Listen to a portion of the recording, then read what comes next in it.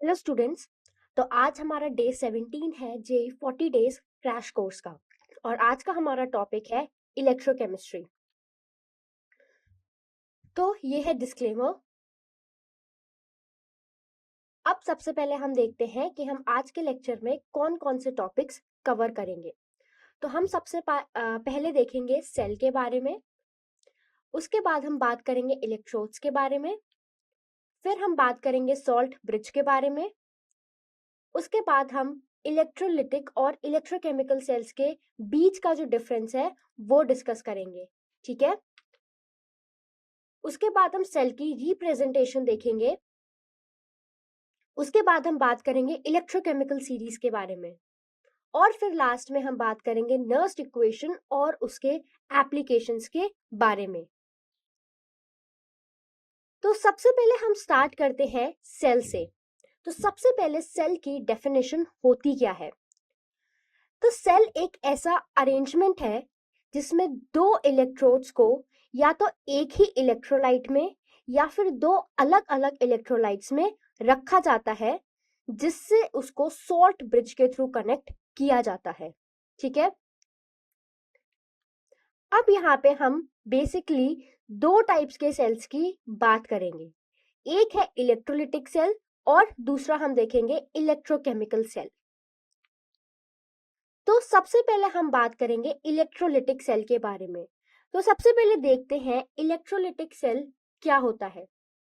तो electrolytic cell में ये एक ऐसा डिवाइस होता है जिसमें इलेक्ट्रोलिसिस कराई जाती है इलेक्ट्रिसिटी की मदद से, और यहाँ पे कन्वर्जन होता है इलेक्ट्रिकल एनर्जी का केमिकल एनर्जी में। ठीक है।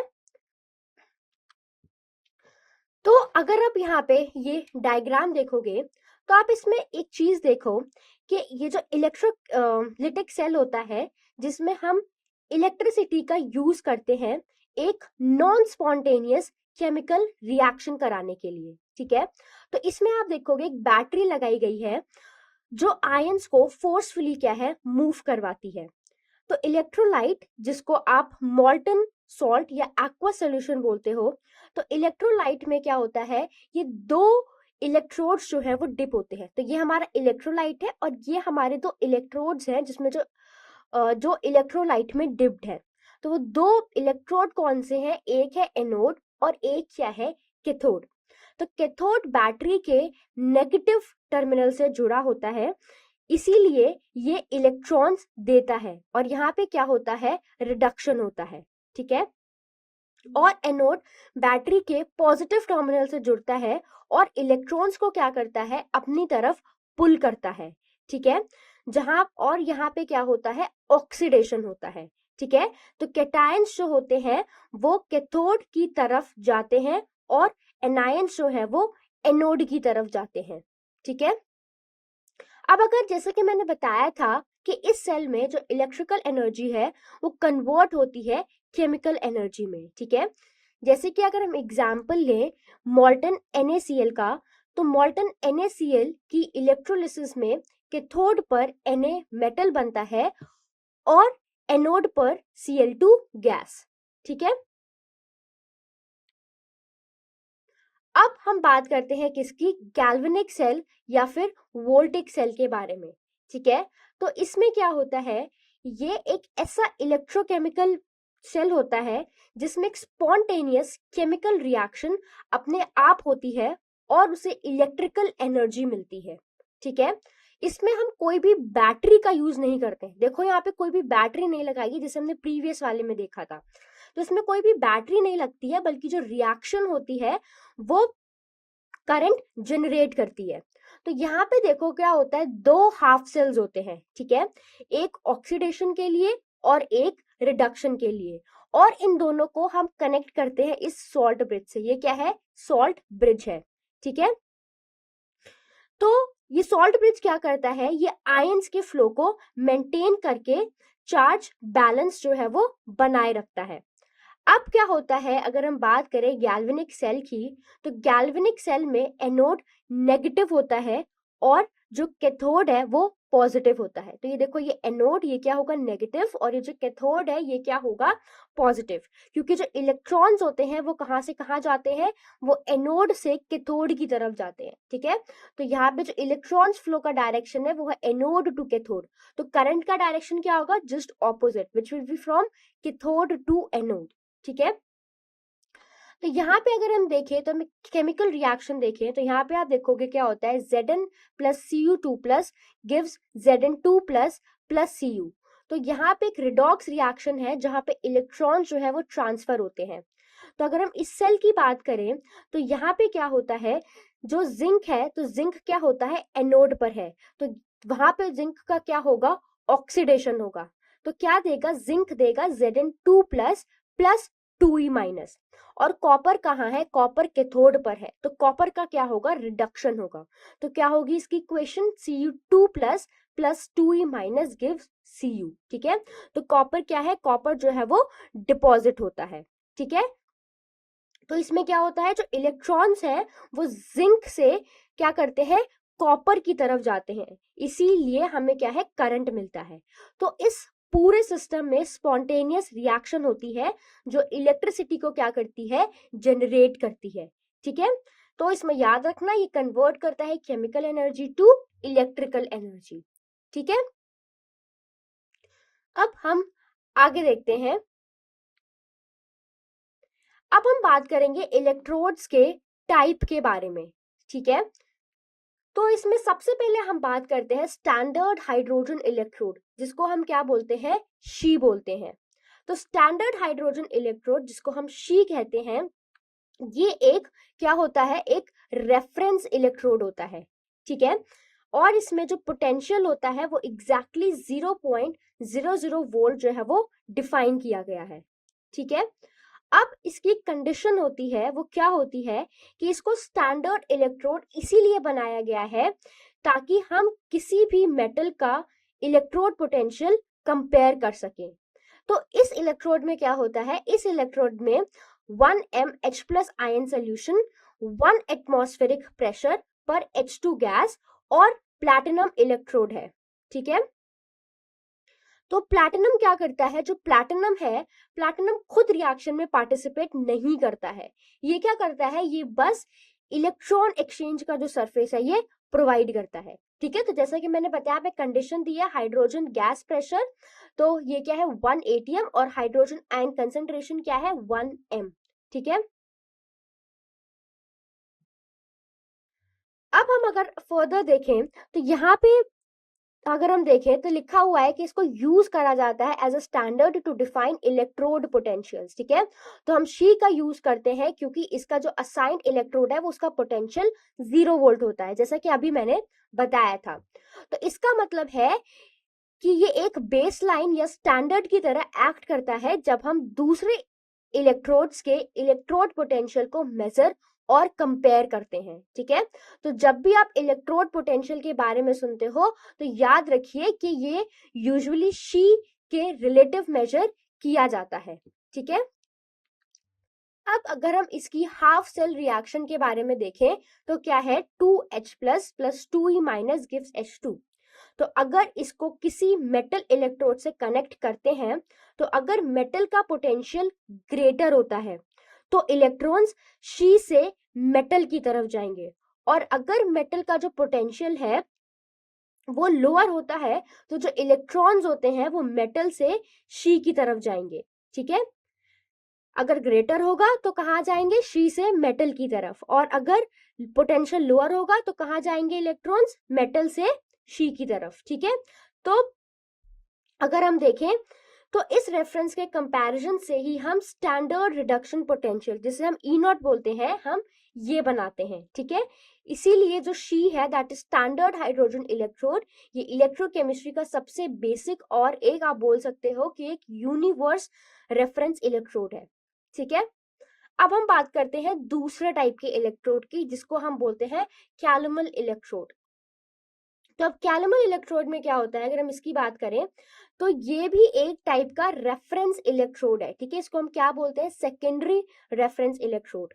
तो ये एक रेफरेंस इलेक्ट्रोड है जिसका पोटेंशियल जो है वो फिक्स्ड होता है, इसीलिए इससे इलेक्ट्रोकेमिकल सेल्स में स्टैंडर्ड कंपैरिजन के लिए हम क्या करते हैं, इसका यूज करते हैं। ठीक है, तो अगर हम बात करें इसकी कंडीशंस के बारे में, इसका जो कॉम्पोजिशन है वो क्या होता है, तो यहाँ पे क्या होता है, मरकरी 1 क्लोराइड होता है। ठीक है, जिसको हम क्या बोलते हैं, हम इसको कैलमल भी बोलते हैं। ठीक है, जो Hg2Cl2 होता है।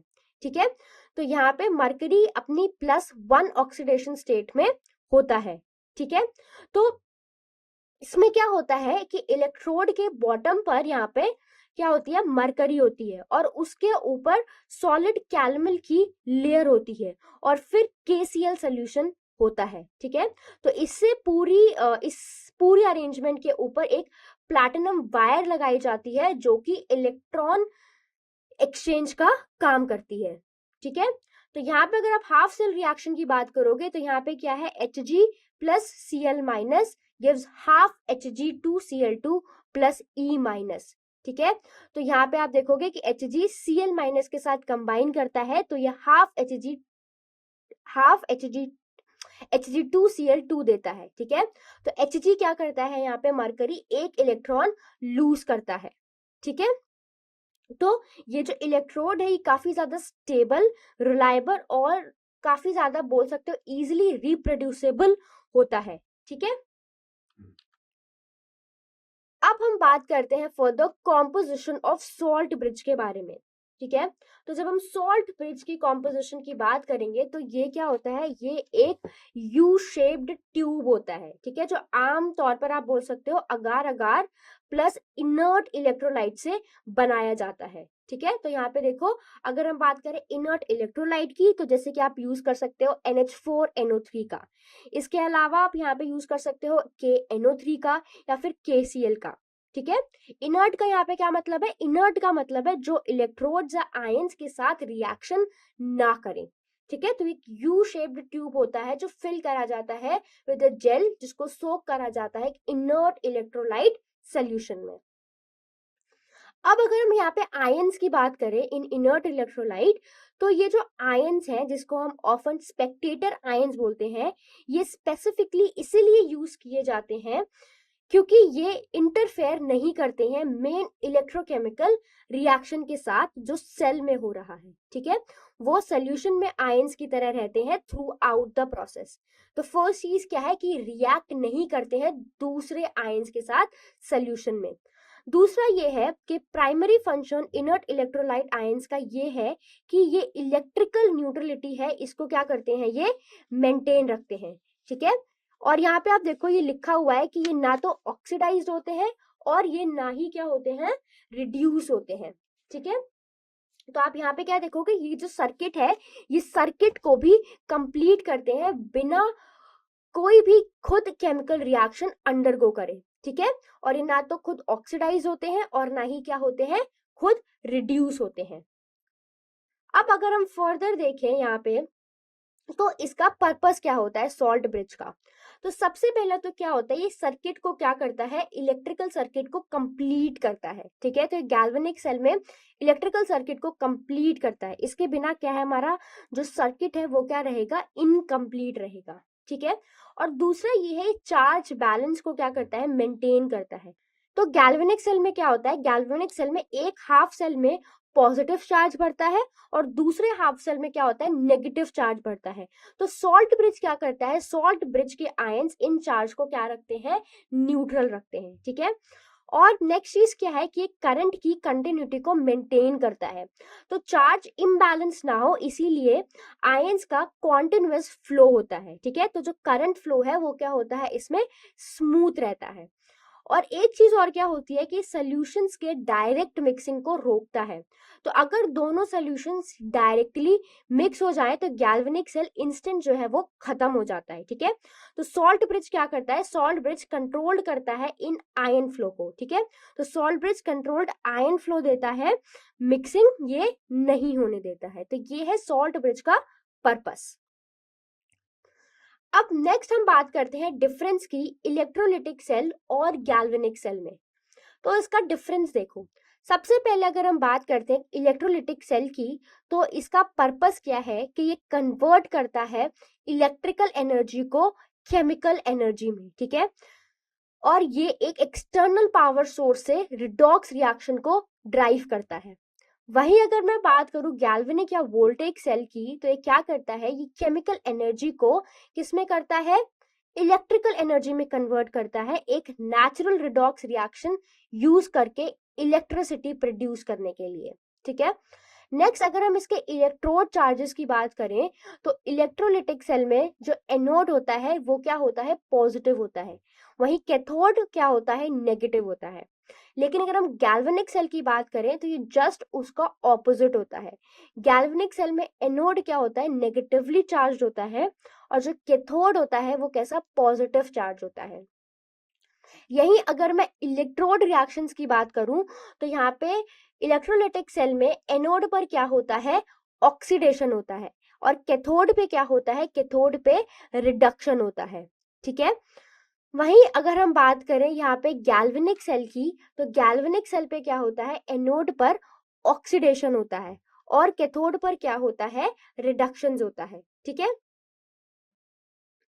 तो आप देखोगे अगर दोनों ही सेल में क्या हो रहा है, दोनों ही सेल में ऑक्सीडेशन जो है वो एनोड पर होता है, और जो रिडक्शन है वो कैथोड पर रहता है, ठीक है।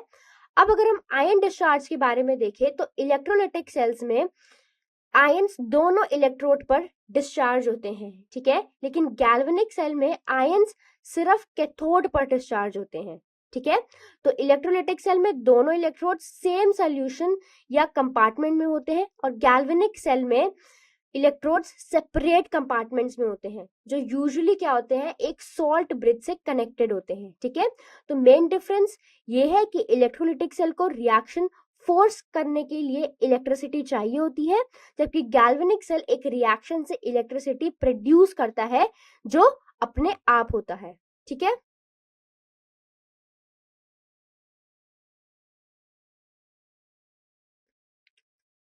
नेक्स्ट हम देखते हैं डैनियल सेल रिएक्शन। तो यहाँ पे हम देखेंगे कि एक सेल को रिप्रेजेंट कैसे किया जाता है।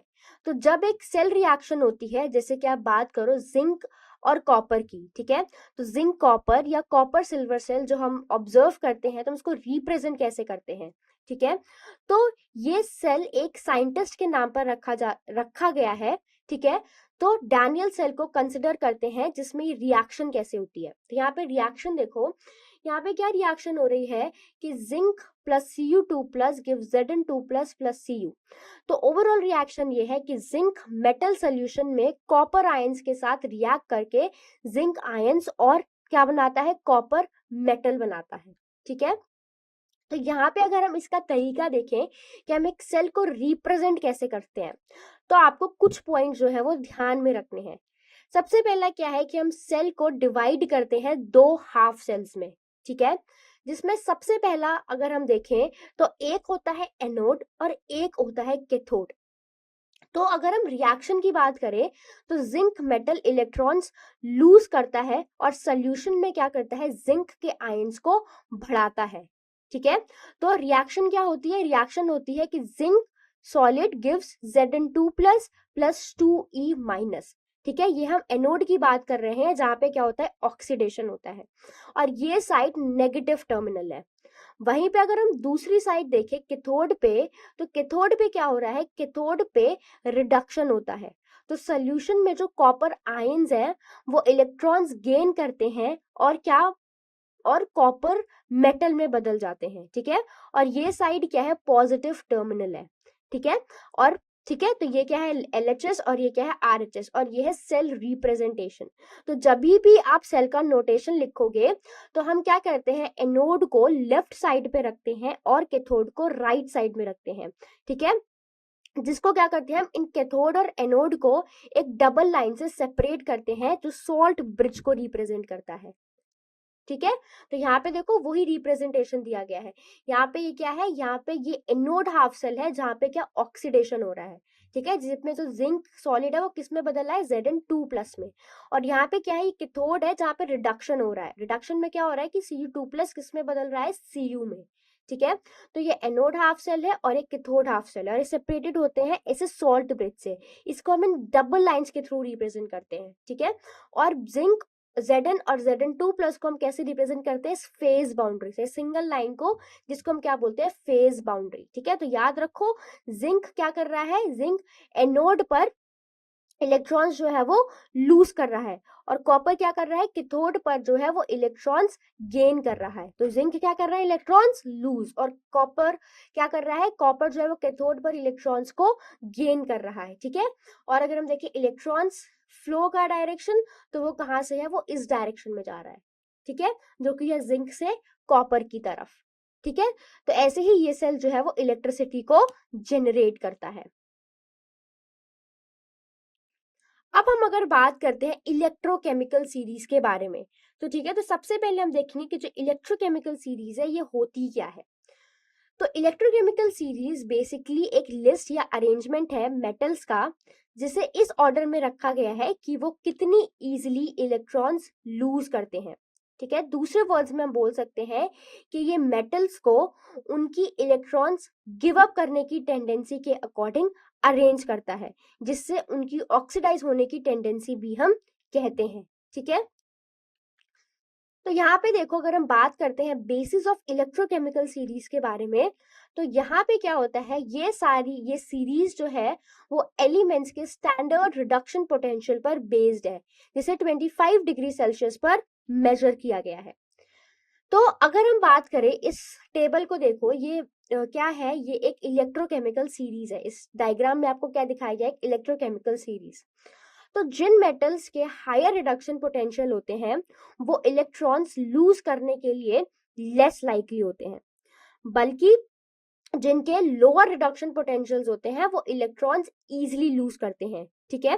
तो सीरीज के टॉप पर अगर हम देखें तो वो मेटल्स हैं उनकी इलेक्ट्रॉन लूज करने की ग्रेटर टेंडेंसी होती है, और वो क्या होते हैं, स्ट्रॉन्ग, क्या बोल सकते हैं आप उनको, कि वो होते हैं स्ट्रॉन्ग रिड्यूसिंग एजेंट्स होते हैं, ठीक है, रिड्यूसिंग एजेंट की तरह वो एक्ट करते हैं। और जो बॉटम पर है उनकी इलेक्ट्रॉन लूज करने की क्या होती है, टेंडेंसी होती है, ठीक है। तो जो टॉप पर मेटल्स है उनकी इलेक्ट्रॉन्स लूज करने की ग्रेटर टेंडेंसी होती है, और जो बॉटम पर है उनकी इलेक्ट्रॉन्स लूज करने की लेस टेंडेंसी होती है। तो ये अरेंजमेंट जो है वो हमें ये हेल्प करने में प्रिडिक्ट करता है कि मेटल्स इलेक्ट्रोकेमिकल सीरीज में कैसे रिएक्ट करेगा, और कौन सा मेटल रिएक्शंस में दूसरे मेटल को डिस्प्लेस करेगा, ठीक है। तो यहाँ से देखो, जब हम यहाँ से नीचे आएंगे लिथियम से F2 की तरफ, तो ये क्या है, इंक्रीज टेंडेंसी फॉर रिडक्शन है, या फिर increase tendency for oxidizing agent. और जब हम यहाँ से ऊपर जाएंगे तो ये क्या है, increase strength of reducing agent, या फिर इंक्रीज टेंडेंसी फॉर ऑक्सीडेशन, ठीक है। तो यहाँ पे क्या होता है, जिसकी जो E0 की वैल्यू जो है वो ज्यादा, हम बोल सकते हैं नेगेटिव होती है, तो वो इजिली क्या होता है, ऑक्सीडाइज होता है, ठीक है। और जिसकी E0 की वैल्यू जो है वो पॉजिटिव होती है, ज्यादा पॉजिटिव होती है, वो इजिली क्या हो सकता है, रिड्यूस हो सकता है, ठीक है। तो अगर हम बात करें तो इलेक्ट्रोकेमिकल सीरीज मेटल डिस्प्लेसमेंट को प्रिडिक्ट करता है, जैसे कि अभी मैंने बताया, ठीक है। तो ये हायर मेटल जो ज्यादा रिएक्टिव है, ये लोअर मेटल को उसके सॉल्ट से क्या कर देता है, डिस्प्लेस कर देता है, ठीक है। नेक्स्ट, अगर अब हम बात करते हैं नर्स्ट इक्वेशन और उसके एप्लीकेशंस के बारे में। तो नर्स्ट इक्वेशन क्या है, ये इलेक्ट्रोड पोटेंशियल और सोल्यूशन में आयंस की कंसंट्रेशन के बीच का रिलेशन बताती है, ठीक है। तो relationship between electrode potential and the concentration of the solution. तो नर्स्ट इक्वेशन कैसे लिखते हो, इसका जनरल फॉर्मूला क्या है, जिसको हम बोलते हैं ई सेल या फिर सेल का EMF, this is equal to E0 cell minus 2.303 RT by NF log Q। तो ये जनरल फॉर्म है किसका, नर्स्ट इक्वेशन का। तो फॉर्मूला बहुत इंपॉर्टेंट है, डायरेक्टली इस फॉर्मूले से कई क्वेश्चन जो है वो पुटअप करे जाते हैं, जहां पे हमारा जो N है वो क्या है, जो total number of electrons gain या फिर लूज हुए हैं, ठीक है। तो रिएक्शन में ट्रांसफर हुआ ये इलेक्ट्रॉन्स का नंबर है। और हमारा जो 1F है, फैराडे कांस्टेंट है, जो किसके बराबर होता है, 96500 coulomb per mole of electrons, ठीक है। और जो टेम्परेचर है वो क्या है हमारा केल्विन में, जिसको हमने ले रखा है 298 केल्विन। और जो R है वो क्या है, 8.314 जूल पर केल्विन पर मोल, ठीक है। और क्यू क्या है हमारा, क्यू रिएक्शन क्वेश्चन है। और रिएक्शन क्वेश्चन क्यू हम कैसे लिखते हैं, जो रिएक्शंस में प्रोडक्ट्स की कंसंट्रेशन का रिएक्टेंट्स की कंसंट्रेशन से रेशियो है, ठीक है। और specifically Q is equal to oxidize state upon में रिड्यूस्ड स्टेट, ठीक है। अब अगर हम स्पेसिफिकली 298 केल्विन की बात करते हैं, ठीक है, तो नर्स्ट इक्वेशन हमने बताता है कि सेल पोटेंशियल कैसे चेंज होता है जब रिएक्टिंग स्पीशीज की कंसंट्रेशन स्टैंडर्ड कंडीशंस पर नहीं होती है। तो स्टैंडर्ड टेम्परेचर अगर हम 298 केल्विन पर लेते हैं तो हम इसको कैसे सिंप्लीफाई कर सकते हैं। अब देखो यहाँ पे अगर हम देखें तो ये किसके बराबर हो जाता है, E cell is equal to E naught cell minus 0.0591 by n log Q. ये याद रखना, ये कभी है जब टेम्परेचर 298 केल्विन है। अब यहाँ पे आर की वैल्यू मैंने बताई 8.314, टेम्परेचर 298 और एफ 96500। जब इसको सॉल्व करके सिंप्लीफाई करोगे ना तो ये आ जाएगा 0.0591, क्योंकि यहाँ पे ये सब कांस्टेंट है, सिर्फ चेंज क्या होगा, आर चेंज होगा। तो सिर्फ ये एक सिंप्लीफाइड वर्जन है जब टेम्परेचर कितना है 298 केल्विन, ठीक है। अगर टेम्परेचर चेंज होगा तो फिर ये वाली इक्वेशन लगाना, ये मत लगा के आना, फिर ये गलत हो जाएगी, ठीक है। तो अगर हम एक इंपॉर्टेंट पॉइंट जो याद रखना है वो ये है कि स्टैंडर्ड सेल का ईएमएफ टेम्परेचर के साथ चेंज नहीं होता है, ठीक है। इसका मतलब है जो वोल्टेज ये प्रोड्यूस करता है वो बहुत स्टेबल रहता है भले ही टेम्परेचर वैरी करे। तो इसका एक बहुत अच्छा एग्जांपल क्या है, वेस्टर्न सेल, ठीक है। तो वेस्टर्न सेल एक कॉमन स्टैंडर्ड सेल है जो वोल्टेज रेफरेंस के रूप में यूज होता है, क्योंकि इसका जो ईएमएफ है बहुत स्टेबल और लगभग क्या है, कांस्टेंट है एक वाइड टेम्परेचर रेंज पर। तो जब वेस्टर्न सेल जैसे स्टैंडर्ड सेल का यूज करते हैं तो हम उनके ईएमएफ पर रिलाय कर सकते हैं कि वो कंसिस्टेंट रहेगा, जो कैलिब्रेशन और प्रिसाइज मेजरमेंट्स के लिए काफी ज्यादा यूजफुल है, ठीक है। अब नेक्स्ट हम बात करते हैं कि यूजेस ऑफ नर्स्ट इक्वेशन के बारे में। तो यहाँ पे देखो सबसे पहले कि इसका जो फर्स्ट यूज है वो है इक्विलिब्रियम कांस्टेंट निकालने में, फाइंडिंग इक्विलिब्रियम कांस्टेंट। तो अगर हम इक्विलिब्रियम पे बात करें तो इक्विलिब्रियम पे सेल का जो पोटेंशियल है, जो ई सेल है, वो जीरो होता है, क्योंकि इक्विलिब्रियम पे क्या होता है, इलेक्ट्रॉन्स का कोई नेट फ्लो नहीं होता है। तो ई सेल की वैल्यू कितनी हो जाएगी, जीरो हो जाएगी, ठीक है। तो अगर हम इसका यूज करके हम स्टैंडर्ड सेल पोटेंशियल जो ई नॉट सेल है और इक्विलिब्रियम कांस्टेंट के बीच का एक रिलेशन मिलता है, वो रिलेशन क्या है कि E naught cell is equal to 0.0591 by n log K, ठीक है। तो ये है जब हम बात करते हैं इक्विलिब्रियम पे, जहां पे हमारा जो ई सेल है वो जीरो होता है। तो इक्विलिब्रियम पे सेल पोटेंशियल क्या है, जीरो है। तो ई नॉट सेल किसके बराबर है, 0.0591 बाय एन लॉग के। और यहाँ पे हम क्यू की जगह किसकी बात करते हैं, इक्विलिब्रियम कांस्टेंट के की बात करते हैं, क्योंकि मैंने बताया था कि जो क्यू है रिएक्शन क्वेश्चन है वो आप रिएक्शन के किसी भी टाइम पर डिटरमाइन कर सकते हो, लेकिन जो के है इक्विलिब्रियम कांस्टेंट ये तभी डिटरमाइन कर सकते हो जब इक्विलिब्रियम कंडीशन लग रही हो, ठीक है। जहां पे हमारा जो के है वो क्या है, इक्विलिब्रियम कांस्टेंट है, ठीक है। जो एन है हमारे वो क्या है, नंबर ऑफ इलेक्ट्रॉन्स जो ट्रांसफर्ड होते हैं, ठीक है।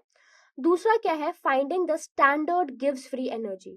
अब हमें अगर गिव्स फ्री एनर्जी के बारे में पता करना है तो उसका फॉर्मूला क्या होता है, तो उसका फॉर्मूला होता है कि जो स्टैंडर्ड गिव्स फ्री एनर्जी होता है डेल्टा जी नॉट, उसको हम कैसे रिलेट करते हैं स्टैंडर्ड सेल पोटेंशियल से, वो क्या होता है, delta G naught is equal to minus n F E naught cell. तो ये जो रिलेशंस मैं बता रही हूँ बहुत इंपॉर्टेंट है, क्योंकि क्वेश्चन में डायरेक्टली एग्जाम में डायरेक्टली इन फॉर्मूले से बेस्ड क्वेश्चंस आते हैं, ठीक है। आपको इनमें से सारी वैल्यूज दी होंगी, कोई एक अननोन वैल्यू जो है वो फाइंड करनी होगी। तो रिलेशन क्या होता है, delta G naught is equal to minus n F E naught cell, ठीक है। जहां पे क्या है, जहां पे हमारा जो डेल्टा जी नॉट है ये क्या है, standard gives free energy change है, एफ क्या है, फैराडेज कांस्टेंट है, और एन क्या है, नंबर ऑफ इलेक्ट्रॉन्स जो ट्रांसफर्ड है, ठीक है। तो अगर नेगेटिव है तो क्या होगा, जो रिएक्शन है वो स्पॉन्टेनियस होगी, ठीक है। तो नर्स्ट इक्वेशन बहुत पावरफुल है क्योंकि ये सेल पोटेंशियल्स को की थर्मोडायनेमिक क्वांटिटी जैसे इक्विलिब्रियम कांस्टेंट और फ्री एनर्जी से क्या करती है, ये लिंक करती है, ठीक है। तो अब हम कुछ प्रैक्टिस क्वेश्चंस डिस्कस करेंगे, ठीक है, फ्रॉम 9 to 16 जो भी हमने कॉन्सेप्ट्स अभी सीखे हैं उनके बेसिस पर, ठीक है। तो चलो देखते हैं सबसे पहला क्वेश्चन क्या है। सबसे पहला क्वेश्चन ये है कि 2 एम्पियर्स का करंट 5 घंटे के लिए मोल्टन टिन, ठीक है, जिसमें टिन का सिंपल SN है, से पास किया गया है ताकि 22.2 ग्राम टिन जो है वो डिपॉजिट हो सके। अब सवाल ये है कि टिन के सॉल्ट में उसकी जो ऑक्सीडेशन स्टेट है वो क्या होगी, और आपको टिन का एटॉमिक वेट दे रखा है 118.69 ग्राम, ठीक है। तो आपको 4 ऑप्शन दिए हैं, +2, +5, +3 और +4, ठीक है। तो आपको बताना है इसका सही आंसर क्या होगा। तो जब हम इक्विवेलेंट मास देखते हैं तो हमें पता है कि इक्विवेलेंट मास का फॉर्मूला क्या होता है, atomic mass divided by valency factor, ठीक है। और वैलेंसी फैक्टर का क्या मतलब है, वैलेंसी फैक्टर का मतलब है कि उस पर मोनो एटॉमिक चार्ज क्या है, ठीक है। तो इससे हम समझ सकते हैं कि ऑक्सीडेशन स्टेट इसके लिए क्या होगी, ठीक है, जो हमें इस क्वेश्चन में फाइंड करनी है, ठीक है। तो बताओ इसका सही आंसर क्या होगा। तो जब आप इस क्वेश्चन को सॉल्व करोगे, इसका जो सही आंसर है वो है ऑप्शन नंबर ए, जो कि है +2। इसका मतलब जो टिन की ऑक्सीडेशन स्टेट है वो कितनी होगी, +2 होगी, ठीक है। अब देखो सोल्यूशन। तो अगर हमें किसी भी इक्विवेलेंट फाइंड करने हैं किसी भी मेटल के लिए, ठीक है, कोई भी फॉर्म, अब जो फॉर्मूला हम यूज करते हैं इक्विवेलेंस फाइंड करने के लिए किसी भी मेटल का, वो हम किससे निकालते हैं, फैराडेज के सेकंड लॉ से, जो क्या होता है, W by equivalent weight is equal to I into T divided by 96500। यहाँ पे हमें किसके लिए निकालना है, टिन के लिए निकालना है, तो हम वही लॉ यूज करेंगे, फैराडे का सेकंड लॉ, ठीक है, जो कि है weight of tin divided by equivalent weight is equal to I into T divided by 96500। अब देखो यहाँ पे आपको सारी वैल्यूज पता है सिवाय इक्विवेलेंट वेट के। तो अगर इक्विवेलेंट वेट पता लग गया तो इक्विवेलेंट वेट का फॉर्मूला क्या होता है, atomic mass by n factor, जो अभी मैंने बताया, ठीक है। तो अगर आपको इक्विवेलेंट वेट पता है तो आप इसमें से फॉर्मूला लगाओगे atomic weight by n factor, जिसमें से आपको एटॉमिक वेट भी पता है। तो अगर आपको इक्विवेलेंट वेट और एटॉमिक वेट दोनों पता है तो आप क्या n की वैल्यू निकाल सकते हो, ऑफ कोर्स निकाल सकते हो। तो हम वो ही करेंगे इस क्वेश्चन में। अब मैंने क्या करा, बस वैल्यूज पुट करी। टिन का वेट कितना दे रखा है, देखो 22.2 ग्राम, इक्विवेलेंट वेट मुझे निकालना है, ठीक है। करंट की वैल्यू क्या है, 2 एम्पियर, और टाइम क्या है, 5 आवर्स। तो मुझे घंटे को किस में करना है, सेकंड में।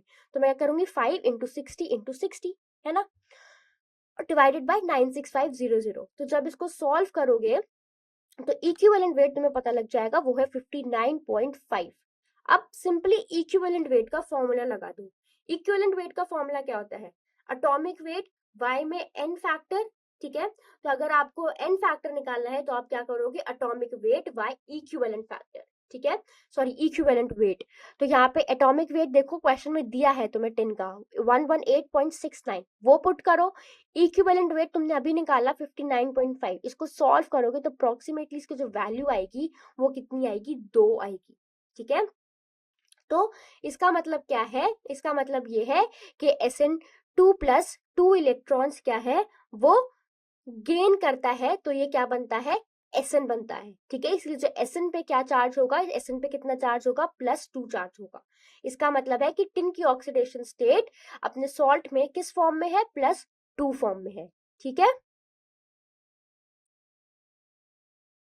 अब हम चलते हैं अपने अगले सवाल की तरफ। नेक्स्ट क्वेश्चन में क्या दिया गया है, इस क्वेश्चन में कहा गया है कि जब कॉपर में जिंक की इम्प्योरिटी हो और हम उस कॉपर को इलेक्ट्रोलिसिस से प्योरीफाई करते हैं या फिर करना चाहते हैं, तो कौन से इलेक्ट्रोड्स हम यूज करेंगे, ठीक है। ऑप्शंस देखो क्या दिया गया है कि कैथोड पे प्योर जिंक, एनोड पे प्योर कॉपर। दूसरा, कैथोड पे इम्प्योर जिंक और एनोड पे प्योर कॉपर। नेक्स्ट, कैथोड पे इम्प्योर जिंक और एनोड पे इम्प्योर सैंपल, और कैथोड पे प्योर कॉपर और एनोड पे इम्प्योर सैंपल। तो आपको बताना है इसमें से सही आंसर क्या होगा। तो जब आप इस क्वेश्चन को सॉल्व करोगे, इसका जो सही आंसर है वो क्या होगा, करेक्ट आंसर की बात करें तो वो होगा ऑप्शन नंबर डी, ठीक है, जो कि है कैथोड पे प्योर कॉपर और एनोड पे इम्प्योर सैंपल। क्योंकि क्या होगा, एनोड क्या होगा, एनोड ऑक्सीडाइज होगा और इम्प्योरिटीज जो है वो एनोड मड के फॉर्म में कलेक्ट होंगी, तो उसमें प्रेजेंट कॉपर रिडक्शन के थ्रू कैथोड पर डिपॉजिट होगा, ठीक है। तो अब हम इसका सोल्यूशन देखते हैं। अगर तो इम्प्योर सैंपल को क्या एनोड बनाया जाता है, और जो प्योर कॉपर है वो कैथोड की तरह जो है वो काम करता है। ठीक है, ये वो प्रोसेस है जो इलेक्ट्रोलिसिस में होता है। तो जब भी हमारे पास कोई और होता है जिसे प्योर करना होता है तो इलेक्ट्रोलिटिक रिफाइनिंग इसी तरह से की जाती है। तो उसमें जो प्रेजेंट सारी इम्प्योरिटीज एनोड मड के रूप में इकट्ठी की जाती है और एनोड के नीचे एनोड पर ऑक्सीडेशन होता है और उसमें मौजूद मेटल आयंस रिलीज हो जाते हैं। अब वो मेटल आयंस कहाँ जाएंगे, वो कैथोड की तरफ जाएंगे। तो इलेक्ट्रॉन्स लेकर रिडक्शन होगा और कैथोड पर वो डिपॉजिट हो जाएंगे। तो इस तरह से मेटल आयंस जो क्या हो जाते हैं, फ्री फॉर्म में हो जाते हैं। ठीक है,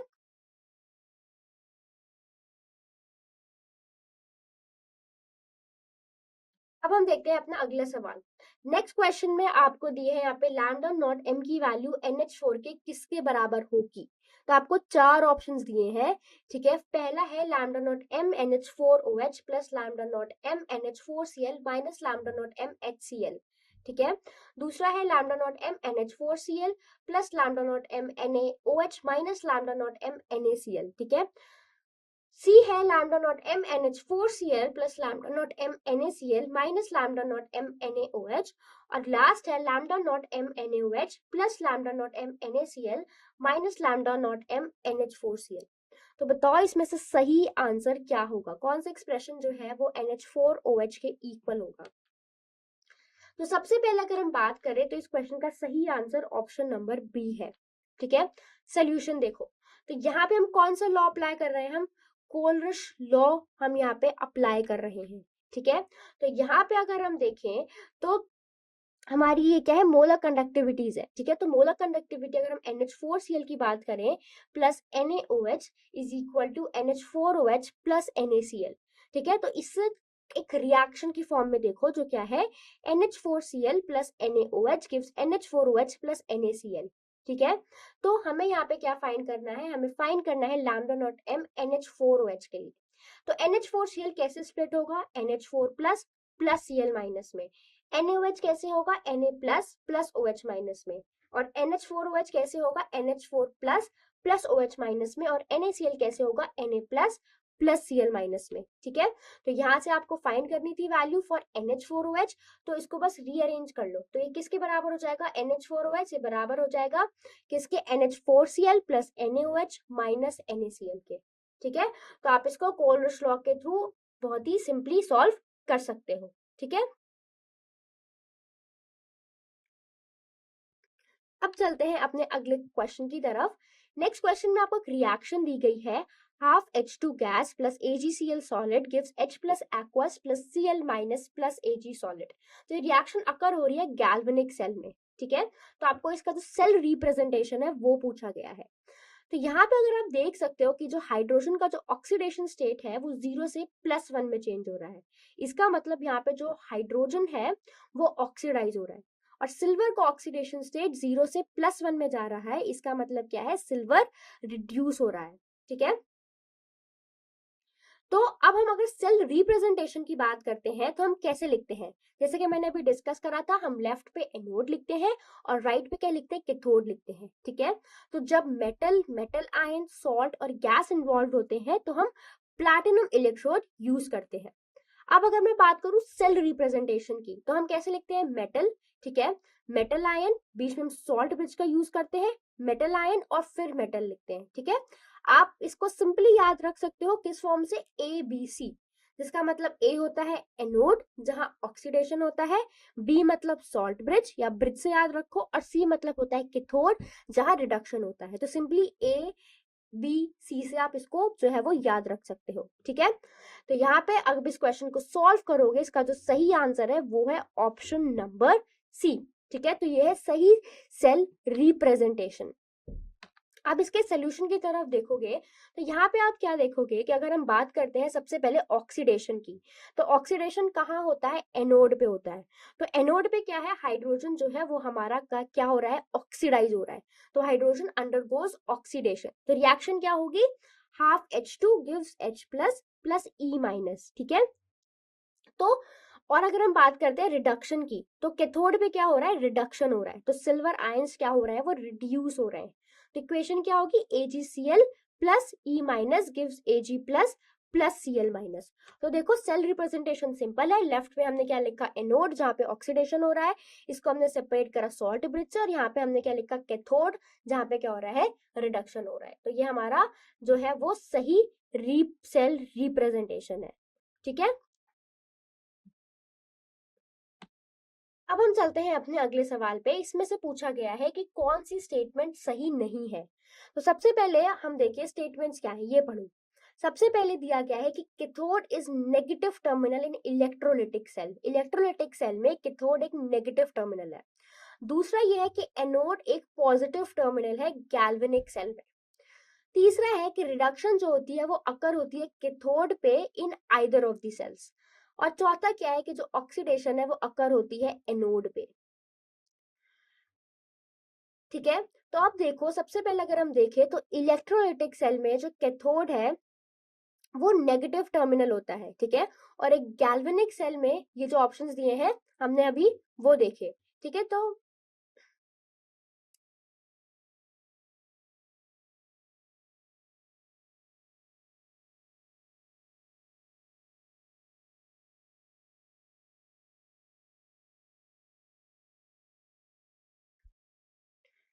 ठीक है, तो अगर हम बात करें दोनों सेल्स की, तो दोनों सेल्स में हमने ये देखा था, अभी से हमने डिफरेंस देखा था कि कैथोड पर रिडक्शन होता है और एनोड पर ऑक्सीडेशन होता है। ठीक है, एक बेसिक फैक्ट है जो हमेशा ट्रू होता है।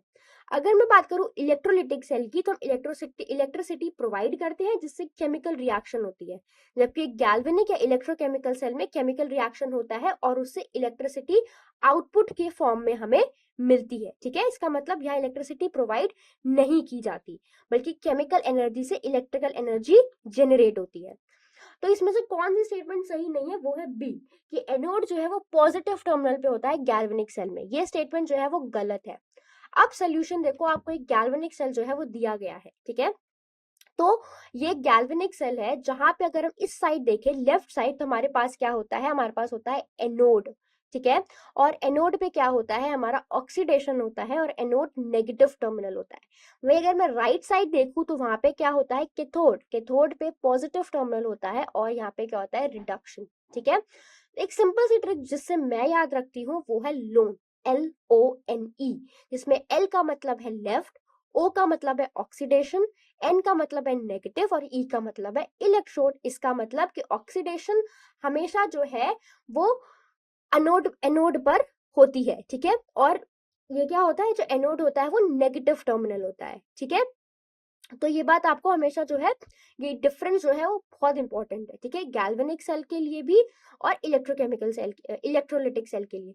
तो ये चीज आपको याद रखनी है कि गैल्वेनिक सेल और एक ऐसे एक सॉल्ट ब्रिज के थ्रू ये कनेक्टेड होता है। ठीक है, इलेक्ट्रॉन फ्लो का डायरेक्शन ये होता है, करंट का डायरेक्शन उससे क्या होता है, ऑपोजिट होता है। ठीक है, अब देखो हमारा अगला सवाल। नेक्स्ट क्वेश्चन में क्या दिया गया है, नेक्स्ट क्वेश्चन में आपको स्टैंडर्ड रिडक्शन पोटेंशियल दिया गया है Fe2 प्लस से Fe और SN2 प्लस से SN। ठीक है, दिया गया है -0.44 और -0.14 वोल्ट। तो आपको ये जो रिएक्शन दी गई है Fe2 plus plus SN gives Fe plus SN2 plus, इसके लिए आपको स्टैंडर्ड EMF जो है वो बताना है। ठीक है, तो बताओ इसका सही आंसर क्या होगा। तो इस क्वेश्चन को जब सॉल्व करोगे, इसका जो सही आंसर है वो है ऑप्शन नंबर डी, जो कि होता है -0.30 वोल्ट। ठीक है, सोल्यूशन देखो, तो सबसे पहले देखो क्वेश्चन में दिया क्या है। तो सबसे पहले अगर हम बात करें Fe और Fe2 प्लस के इलेक्ट्रोड पोटेंशियल के बारे में, तो हम क्या करते हैं, इसका जो हमें स्टैंडर्ड रिडक्शन पोटेंशियल है वो कितना दे रखा है, -0.44 वोल्ट।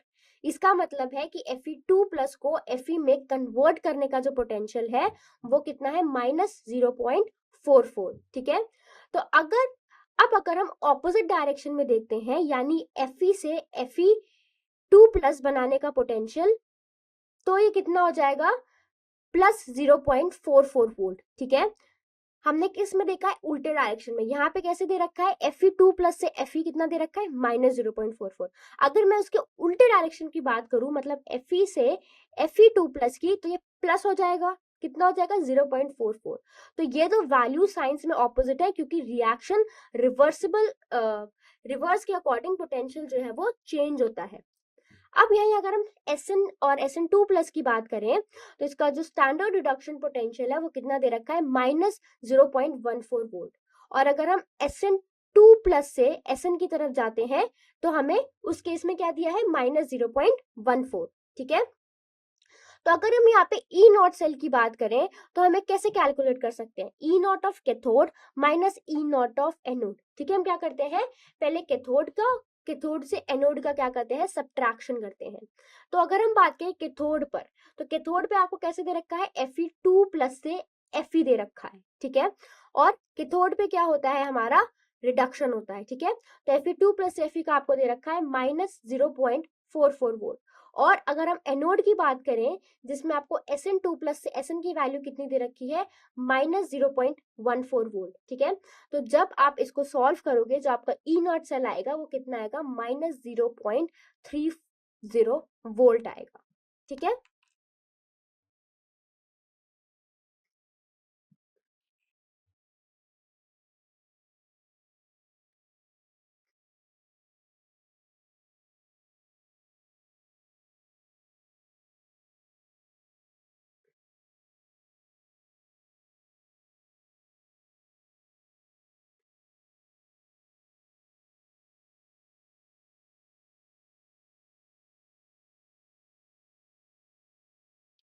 तो अब हम देखते हैं अपना अगला सवाल।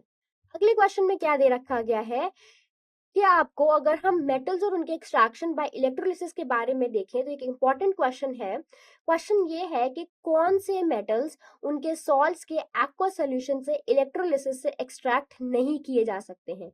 Which of the following metals cannot be obtained by electrolysis of the aqueous solutions of their salts। ठीक है, और आपको रिडक्शन पोटेंशियल का ऑर्डर भी यहाँ पे दे रखा है। ठीक है, तो सबसे ज्यादा किसका है, Ag+ और Ag का, उसके बाद है Cu2+, उस Cu2+ Cu, फिर है Cr3+ Cr, फिर Al3+ Al और फिर Mg2+ Mg का है। ठीक है, ऑप्शंस दिए हैं Ag and Mg, Ag and Al, Mg and Al और Cu एंड Cr। ठीक है, तो सबसे पहले हम देखते हैं कि एक्वस सोल्यूशन की इलेक्ट्रोलिसिस में क्या होता है। तो जब हम एक मेटल सॉल्ट के एक्वा सॉल्यूशन को इलेक्ट्रोलाइज करते हैं तो वाटर भी जो क्या है वो रिड्यूस या ऑक्सीडाइज हो सकता है। इसी वजह से कुछ मेटल्स वाटर के कंपैरिजन में ज्यादा रिएक्टिव होते हैं, इसीलिए उन्हें सॉल्यूशन से डायरेक्ट इलेक्ट्रोलिसिस से एक्सट्रैक्ट नहीं किया जा सकता है। तो बताओ इसका सही आंसर क्या होगा। तो जब आप इस क्वेश्चन को सॉल्व करोगे इसका सही आंसर है ऑप्शन नंबर सी, जो कि है मैग्नीशियम एंड एल्यूमिनियम। तो अगर हम बात करें मैग्नीशियम और एल्यूमिनियम की, तो मैग्नीशियम और एल्यूमिनियम का नेगेटिव रिडक्शन पोटेंशियल होता है। इसका मतलब है कि इन मेटल्स के आयंस को रिड्यूस करना बहुत मुश्किल होता है जब हम उनके एक्वस सॉल्यूशन में इलेक्ट्रोलिसिस करते हैं। ठीक है, इसका रीजन है कि सॉल्यूशन में वाटर भी प्रेजेंट होता है और वाटर का reduction potential in metal ion से ज्यादा होता है। इसका मतलब कि इलेक्ट्रोलिसिस के दौरान इलेक्ट्रॉन्स वाटर को रिड्यूस करने के लिए यूज होता है, ना कि मैग्नीशियम या एल्यूमिनियम आयंस को। इसीलिए मैग्नीशियम और एल्यूमिनियम को उनके एक्वस सॉल्ट सॉल्यूशन से डायरेक्ट इलेक्ट्रोलिसिस के थ्रू एक्सट्रैक्ट नहीं किया जा सकता है। ठीक है, इन मेटल्स को मॉल्टन स्टेट इलेक्ट्रोलिसिस का यूज करके एक्सट्रैक्ट किया जाता है, जहां जो वाटर है वो एब्सेंट होता है, तभी इन मेटल्स को हम रिड्यूस कर सकते हैं। ठीक है, तो जो मैंने चीज बताई वही आपको ध्यान रखनी है। तो देखो यहाँ पे क्या लिखा गया है कि मैग्नीशियम और एल्यूमिनियम के रिडक्शन पोटेंशियल पानी के कंपैरिजन में कम होते हैं। ठीक है, दैट मीन्स इसका मतलब है कि इन मेटल के आयंस को रिड्यूस करना जो है वो काफी ज्यादा मुश्किल है।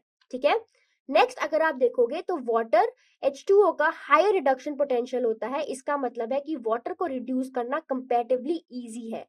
तो जब हम एक एक्वस सॉल्यूशन का इलेक्ट्रोलिसिस करते हैं तो कैथोड पर इलेक्ट्रॉन्स वाटर को रिड्यूस करते हैं और हाइड्रोजन गैस बनाते हैं। इसी वजह से मैग्नीशियम या एल्यूमिनियम आयंस रिड्यूस नहीं होते हैं और ये मेटल्स कैथोड पर डिपॉजिट नहीं होते। इसीलिए कैथोड पर हम हाइड्रोजन गैस ऑब्जर्व करते हैं और मैग्नीशियम और एल्यूमिनियम मेटल नहीं। ठीक है, अब अगर हम देखें तो मैग्नीशियम और एल्यूमिनियम को उनके एक्वा सॉल्यूशन से इलेक्ट्रोलिसिस द्वारा एक्सट्रैक्ट नहीं किया जा सकता, क्योंकि इनका जो रिडक्शन पोटेंशियल होता है ये नेगेटिव होता है। ठीक है। तो मैग्नीशियम और एल्यूमिनियम का जो रिडक्शन पोटेंशियल है वो पानी से कम होता है, इसीलिए जो H2O है वो रिड्यूस नहीं होता है। सॉरी, इसीलिए यहाँ पे क्या होता है, जो H2O है वो यहाँ पे क्या होता है, रिड्यूस होता है। ठीक है, तो H2O कैथोड पर आसानी से रिड्यूस होकर H2 गैस देता है, क्योंकि मैग्नीशियम और एल्यूमिनियम का रिडक्शन पोटेंशियल कम है। ठीक है, इसका क्या मतलब है, इसका मतलब ये है कि उनका जो ऑक्सीडेशन है वो आसान होगा। ठीक है,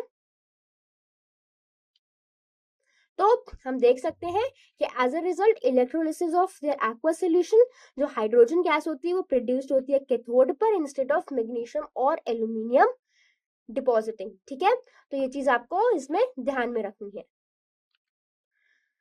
so thank you so much students, I hope जो कॉन्सेप्ट्स हमने कवर करे होंगे वो आज आपको समझ आए होंगे। Thank you.